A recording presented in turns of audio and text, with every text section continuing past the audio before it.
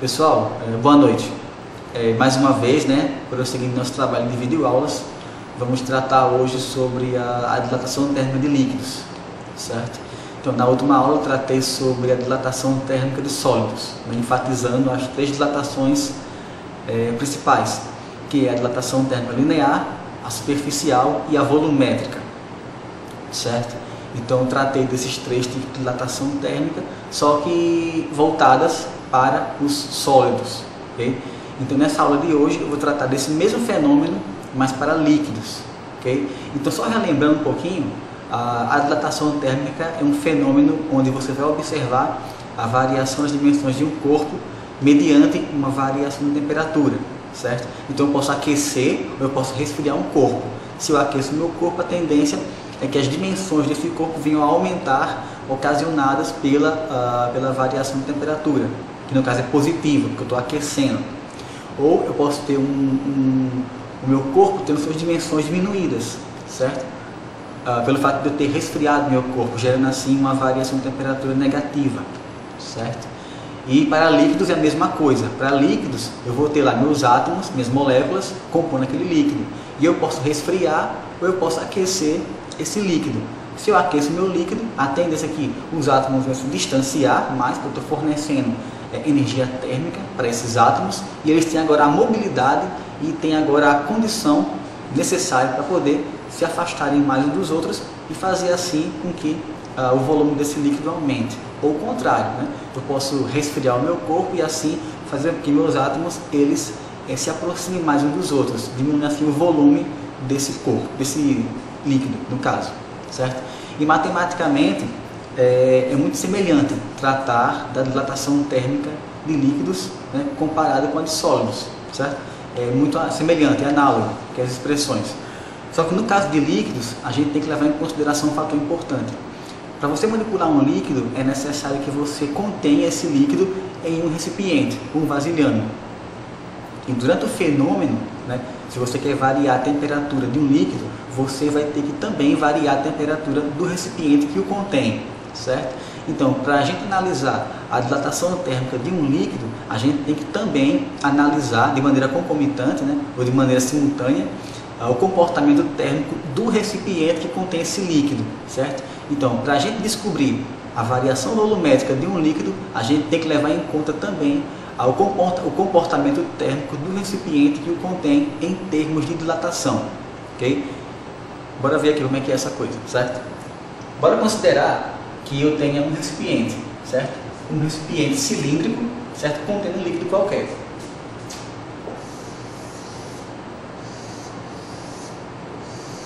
Assim, esse recipiente cilíndrico. E bora considerar que eu tenha nesse recipiente cilíndrico um líquido qualquer.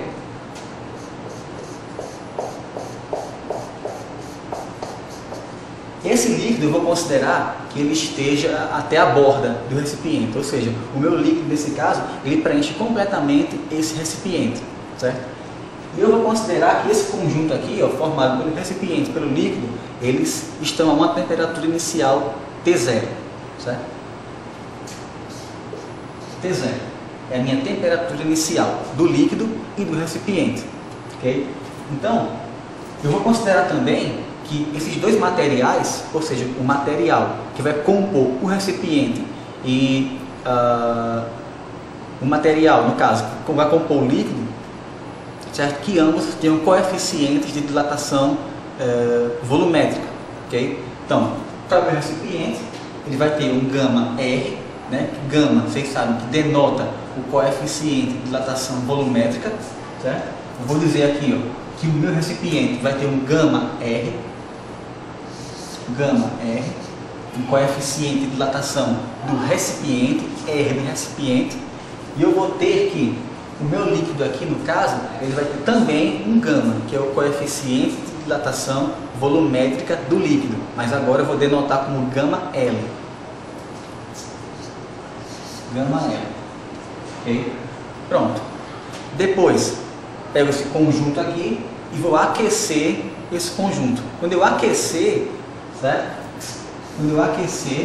Quando eu levar o meu sistema dessa condição para outra condição, certo? que é a de aquecer, eu vou perceber que ambos, tanto o recipiente quanto o líquido, vão ter suas dimensões variadas, certo? Então, vou perceber que, mais uma vez, o meu líquido aqui, ó, vai estar até a boca do recipiente, certo? Até a parte superior, preenchendo novamente todo o volume do líquido. E eu vou perceber uma coisa, que pelo fato de, na maioria dos casos, o coeficiente de dilatação do recipiente ser diferente do coeficiente de dilatação do líquido, eu vou perceber que a velocidade com que o recipiente aumenta de volume devido ao aquecimento, essa velocidade ela é menor, ok? Ela é menor do que a velocidade com que o meu líquido também varia de volume, certo? Ou se dilata. Em outras palavras, a velocidade com que o líquido vai variando, vai aumentando de volume, é maior que a do líquido, ok? Devido ao fato dos gamas serem diferentes. E na maioria das vezes, o gama do líquido, que é o coeficiente de dilatação volumétrica dele, ser maior, na maioria das vezes, certo? Ser maior que a do recipiente, ok? Então isso daí permitiu uma coisa, vai permitir o seguinte, que em dado momento, pelo fato do recipiente não conseguir acompanhar de maneira simultânea a velocidade, certo? De dilatação do líquido, dessas velocidades não serem equiparadas, né? Não ter a mesma taxa de variação, então eu vou perceber uma coisa, que em dado momento esse líquido vai vazar do recipiente, ok? Então eu vou perceber que vai acontecer isso aqui, ó.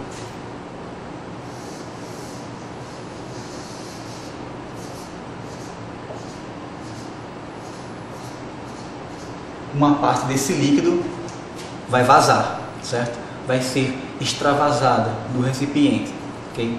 E para eu poder determinar a variação volumétrica que esse líquido sofreu durante esse aquecimento, durante esse ΔT, durante essa variação de temperatura aqui, eu tenho que levar em consideração esse fato, certo? De uma parte desse meu líquido ter sido extravasada do recipiente, ok? Então, o nosso problema aqui, ele consiste basicamente em saber de quanto foi a variação de volume do líquido, e eu tenho que levar em consideração dilatação térmica do recipiente e dilatação térmica do líquido, ok? E levar em consideração essa quantidade de líquido que foi extravasada ou foi derramada do meu recipiente, ok? E vamos fazer isso agora, vamos calcular de quanto é a variação de volume de um líquido nessas condições, ok?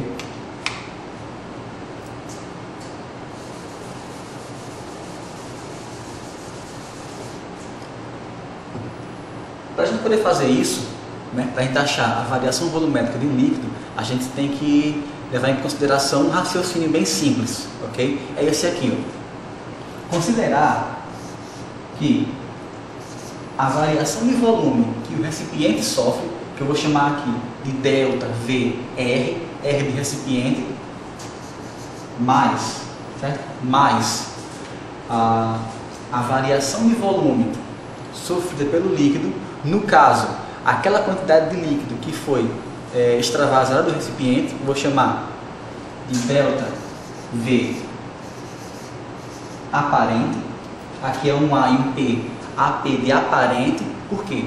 Aquela quantidade que foi vazada, né, que foi extravasada do recipiente, ela recebe o nome de dilatação aparente. Por quê? Porque ela mede uma dilatação aparente daquele meu líquido, ok? Então, quando eu pego um vasilhame com um líquido qualquer e eu aqueço, eu percebo que uma parte dela vazou, aquela parte que vazou, ela está me dando uma ideia, só uma ideia, ok? Da verdadeira dilatação daquele líquido, ok?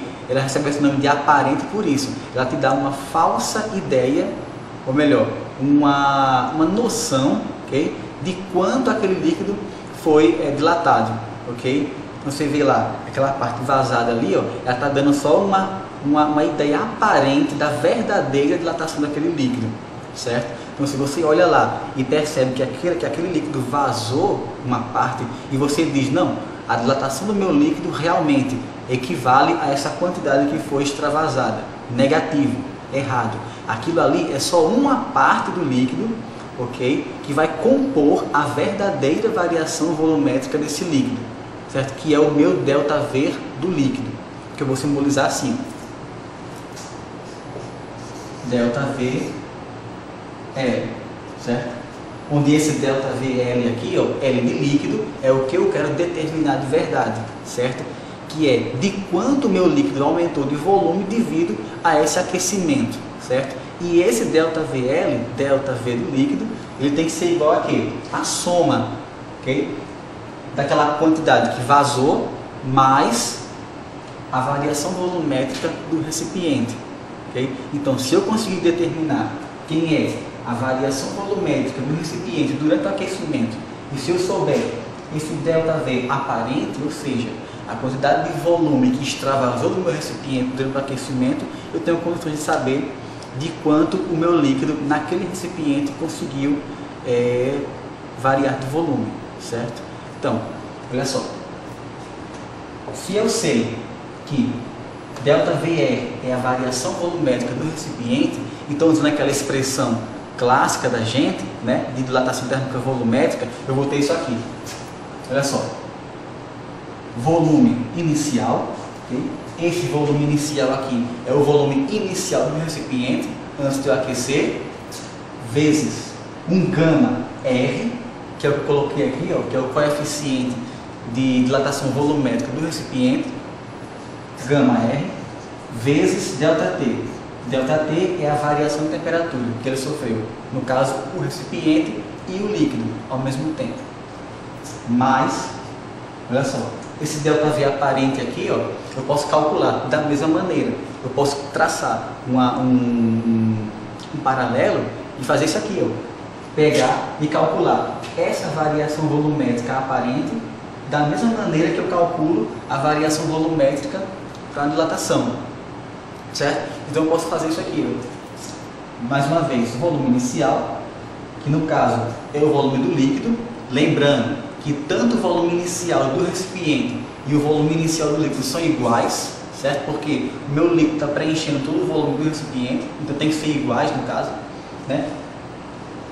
Vezes uma grandezinha aqui, ó, melhor, um coeficiente que eu vou chamar de gama aparente, que é o coeficiente de dilatação aparente desse líquido. Gama aparente, vezes ΔT. Depois, igual, esse ΔVL aqui, ó, esse ΔVL, ele vai ser o que eu quero, que é a variação de volume do líquido, que eu vou expressar também da mesma forma. V inicial, volume inicial, vezes gama do líquido, vezes ΔT. Pronto. Consegui aqui relacionar o que eu queria, né? As características do material do recipiente e as características materiais do líquido, né? Então, olhando para cá, ó, olhando para essa expressão aqui, ó, eu posso ver que V0 pode cortar com V0, certo? Em ambos os lados, ok? Eu tenho V0 multiplicando dois termos aqui, ó, do lado esquerdo da equação, e do outro lado também tem um V0, posso cortar, certo? ΔT também, tá? Tanto de um lado como do outro lado, então eu posso cortar também. Sobrou só os coeficientes, então fica assim, gama R mais gama aparente igual ao gama do líquido.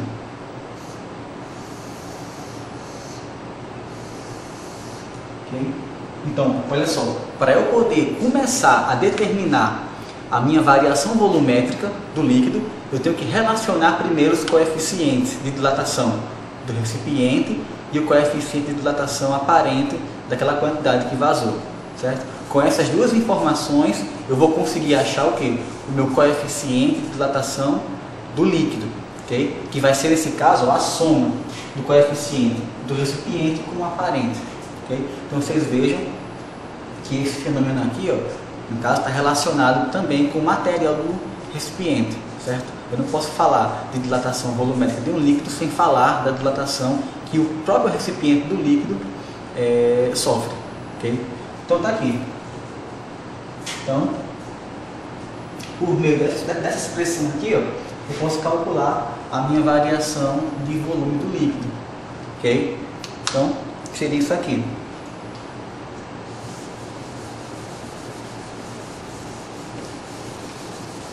considerando minha última expressão, que é essa daqui, gama do recipiente mais gama aparente sendo igual a gama do líquido, eu percebo basicamente que ΔV do líquido tem que ser igual ao volume inicial do líquido vezes gama L ΔT.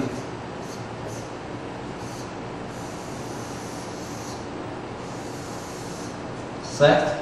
Então, para eu poder analisar o comportamento de uma quantidade V0, uma quantidade qualquer de um volume de líquido, certo? Sofrendo com uma variação de temperatura, eu tenho que levar em consideração então a expressão clássica, certo? A expressão clássica aqui, ó, que mostra que a variação de volume do líquido ela é proporcional, ou melhor, diretamente proporcional ao volume inicial, que é diretamente proporcional ao coeficiente de dilatação volumétrica, gama L, e que ela é diretamente proporcional ao ΔT. E levar em consideração também o quê? Que o gama L, ó, ele depende sempre do gama aparente, que esse gama aparente aqui é o coeficiente de dilatação daquele volume que vazou do recipiente, ok? Durante o aquecimento.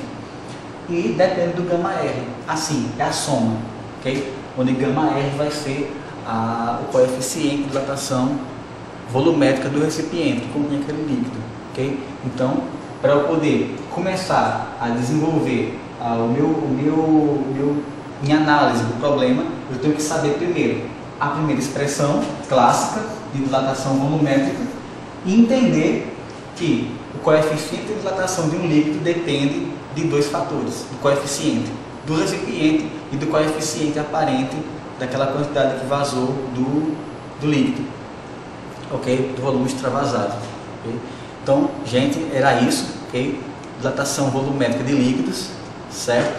E nas próximas aulas eu vou falar um pouquinho sobre calorimetria, ok? Espero que vocês estejam gostando. Tchau, gente. Boa noite.